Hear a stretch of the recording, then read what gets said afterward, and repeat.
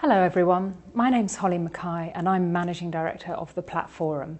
I've set myself a challenge today, and that challenge is I've got 5 minutes and one take to tell advisors how on earth they should go about the process of selecting a platform.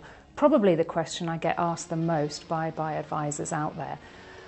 The first point to think about is, should I even use a platform? Now this one doesn't get much airtime, but the FSA have been really clear that they want advisors to actually stop and think on a client by client basis. Does this person really need to go on a platform? For some smaller clients, for some clients in a single tax wrapper, it may be a layer of cost too many. So just think about that one.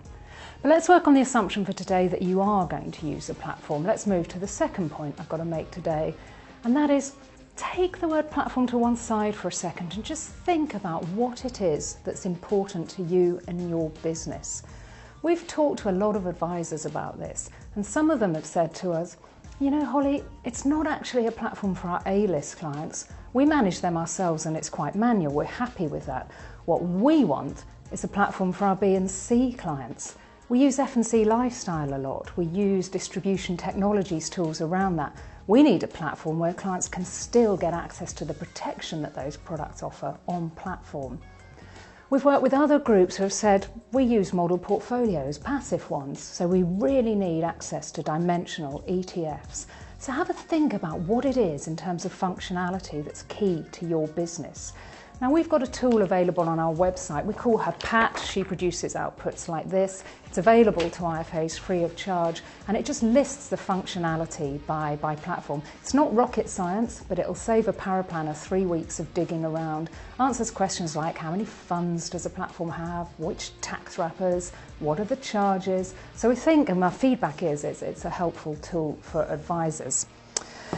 Third point on my list is, why don't you start with thinking about what the FSA have said? And I've got a printout here, you can get it from the FSA's website, of a discussion paper where they list 9 points that they think advisors need to look at when they're thinking about platform selection. I'm just going to read from it here, some of the points that they've said are important for advisors. The first one that they mentioned is the reputation and financial standing of the platform. Now this used to be a lot harder for IFAs to work out, but last year ratings agency AKG decided to start rating platforms, and you can see those ratings on their website, so we think that's quite a helpful tool for advisors. The next point the FSA say to look at are the T's and C's of platforms. That's up to you guys. You can phone them up and get those sent to you by the platforms directly. The third point mentioned by the FSA is charges. Now this one's super important, so I'm going to come back and talk about it later. They go on to talk about range of funds, range of asset classes, functionality, accessibility. Again, go back to dear old Pat, our platform analysis tool, and she'll help you out there. The final point they mention, just put this to one side, is support services. Now this takes me on to our next point. We think it's really important that you talk to other advisors who are actually using these platforms.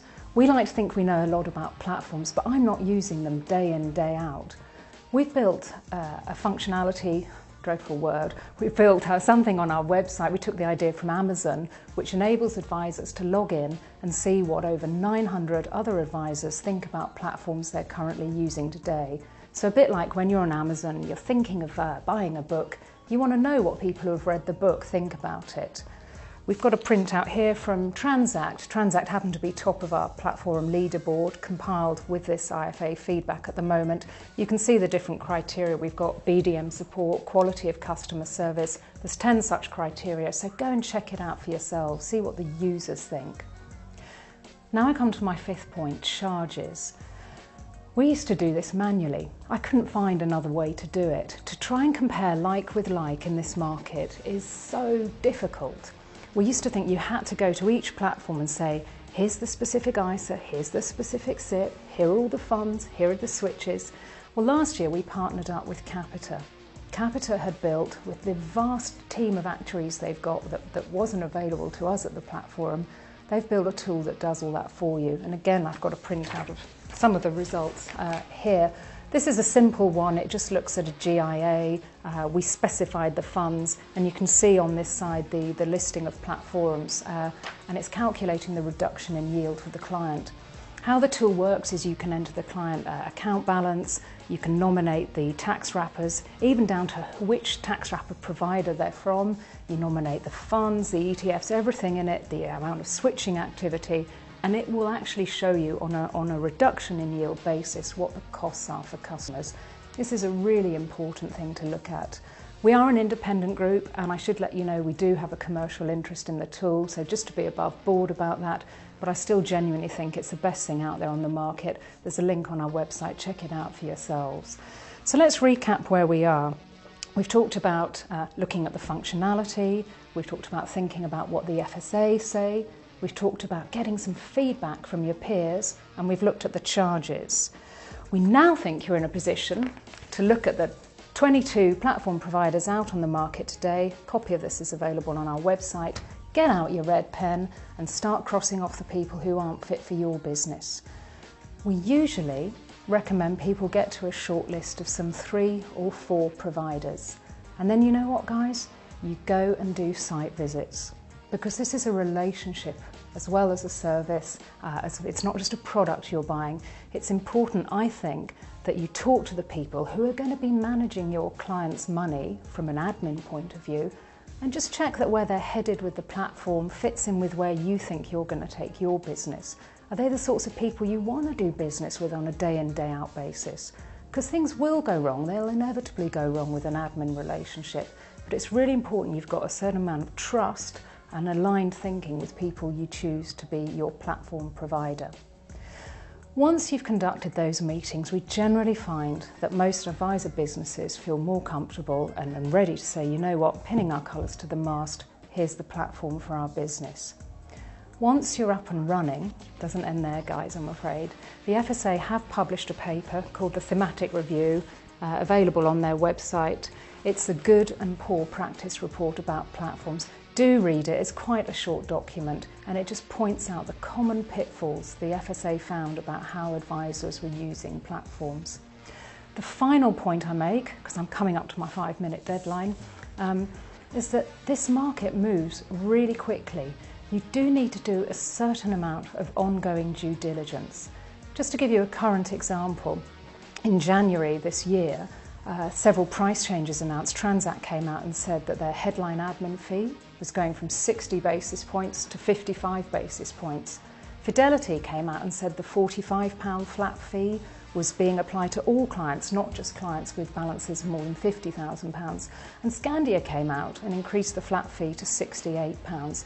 This all has a really big impact. So the point I make there, my final point, is it's not a static market. Just keep an eye on things, keep an eye on what's going on, and make sure that the platform you pick is right for you and your clients. So my quick recap, Mackay's 9 points. Should I use a platform? Think about the functionality and what's right for you and your business. Check out what the FSA have to say, those 9 points about what you should be looking for. Ask your peers. Go to the Platforum website and have a look. It's for IFA only access, so you can be pretty candid about your views. Pricing, we recommend the Capita tool. Get your shortlist. Go to a beauty parade, dreadful term, or go and do a site visit. Pick your platform. Have a look at the thematic review and make sure that you're doing things in line with FSA expectations. And then finally, guys, just keep an eye on the market, because it does change pretty quickly.